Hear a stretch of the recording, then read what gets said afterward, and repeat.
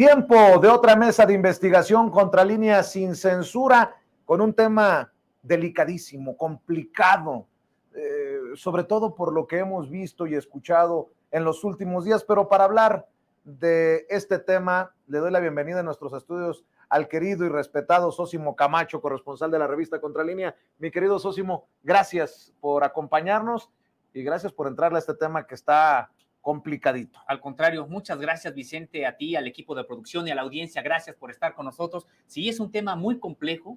Vimos apenas en pues estas imágenes sorprendentes prácticamente de la toma de Chilpancingo por la manera en que lo hicieron. Claro, hay un repliegue de las fuerzas federales, estatales, para no entrar en una situación de sangre. Pero sí pudimos ver a los ardillos, prácticamente a lo que ellos llaman la base social de los ardillos, pues prácticamente ocupando Chilpancingo. Un tema muy, muy complejo, Vicente, y sí, se trata de un cártel que creció al amparo del poder desde hace muchos años. Dices la base social, y eso creo que tiene ocupadas a las autoridades a nivel federal, a nivel estatal, no sé si a nivel local, ya nos dirás tú, pero a ver, ¿de qué manera tenemos que analizar se ha metido este grupo criminal hasta el tuétano en nuestras comunidades, o por sometimiento, o por repartición de dinero o de materiales, qué sé yo? Esto fue un anuncio para algunos sorprendente, porque todo parecía indicar que se trataba de una manifestación ciudadana, miles de personas, que lleva incluso hasta robar a las Fuerzas Armadas uno de estos monstruos, de estos autos de artillería pesada. ¿Qué es lo que sabes, Sósimo? Porque en la mañanera es donde se destapa que los ardillos estarían detrás de esto que vimos en Chilpancingo, un Chilpancingo ya convulsionado de por sí. Así es, Vicente, pues sí, se trata de un fenómeno muy complejo, esto de base social, entre comillas, habría que decirlo, pero bueno, son pobladores de alrededor de 6 municipios de la montaña baja, principalmente Quechultenango y José Joaquín Herrera, donde de manera histórica han tenido asiento este grupo, que no solamente es un grupo que uno podría decir del narcotráfico, es un grupo político, es un grupo que ha gobernado. ¿Político? Sí, es un grupo que ha gobernado esta zona.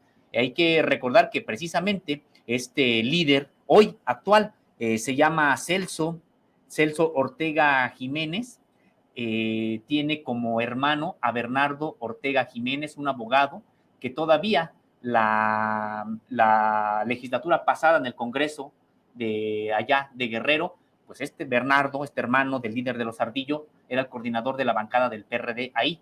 Ha sido 4 veces legislador por el PRD, ha sido también presidente municipal de Quechultenango, y probablemente a eso se refirió el presidente de la República cuando dijo que habían crecido ahí, pues al amparo del poder, se les daban despensas, etcétera, a este grupo. Este grupo, decíamos, es muy complejo, porque uno podría decir, bueno, pues tiene una base social, así le llaman ellos, base social. Lo que en realidad tienen, Vicente, pues son poblaciones sometidas, aterrorizadas, y aquellas poblaciones que se rebelan al poder de los ardillos lo tienen que hacer incluso también de manera armada.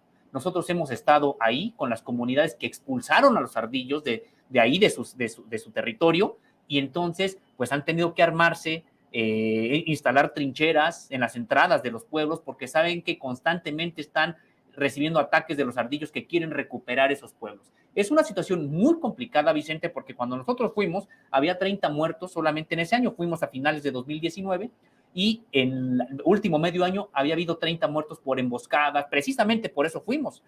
Una situación muy complicada, y es que muchas familias no tienen otra opción. Si es que los ardillos llegan, toman esa comunidad donde no hay comunicaciones, donde no hay carreteras, donde todo es caminos terregosos, prácticamente tienen que someterse so pena de perder la vida, de sus familiares.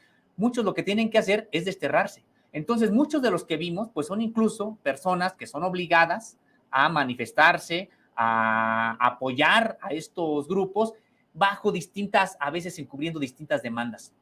Esta última era la liberación de un líder taxista, por supuesto vinculado a esta organización, y también lo envolvieron con que necesitaban carreteras, caminos, etcétera, que es cierto, se requieren, pero realmente tienen objetivos que son más pues, de protección, en este caso al crimen organizado.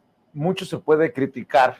A mí me llamó mucho la atención que la oposición tomara este tema para, según ellos, mostrar un Estado fallido, un gobierno que no funciona, que no protege, pero me llamó mucho la atención que no se derramara sangre, a pesar de que se había retenido incluso a miembros de la Guardia Nacional por parte de estos manifestantes, y eso habla también de una diferente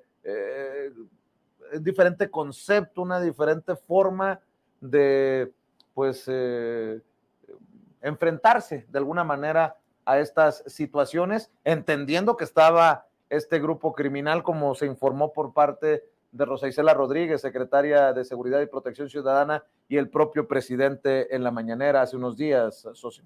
Así es, pues me parece, Vicente, que se tomó una decisión acertada, correcta. Por un lado, no se liberó a esta persona que buscaban liberar estos manifestantes vinculados a los ardillos, y por otro lado, como bien comentas, pues no hubo derramamiento de sangre, y me parece que la estrategia es la acertada en este caso. ¿Qué hubiera pasado, Vicente, si se enfrentara como siempre se enfrentó? Pues inmediatamente empiezan los gases lacrimógenos. Había personas armadas, de acuerdo con los reportes de prensa locales y de la Ciudad de México con respecto de este grupo de los ardillos. Hubiera habido algunos enfrentamientos incluso de carácter armado. ¿Tú te imaginas el número de personas que pudieron haber perdido la vida ahí? Esto sería hoy una nota de escándalo internacional. En ese sentido, no se puede enfrentar así. Finalmente digo, pues quieren seguir cerrando, cierren, pero ¿se va a liberar a la persona? No. ¿Qué fue lo que ocurrió? El mismo día que en la conferencia de prensa matutina se abordó el tema, prácticamente por la tarde se retiraron, se regresaron a las comunidades, a la montaña baja de Guerrero, y se llevaron la promesa de que habría carreteras, de que habría programas sociales, etcétera, pero no se liberó a la persona y prácticamente se disolvieron todos los otros bloqueos que había para tratar de estrangular Chilpancingo precisamente.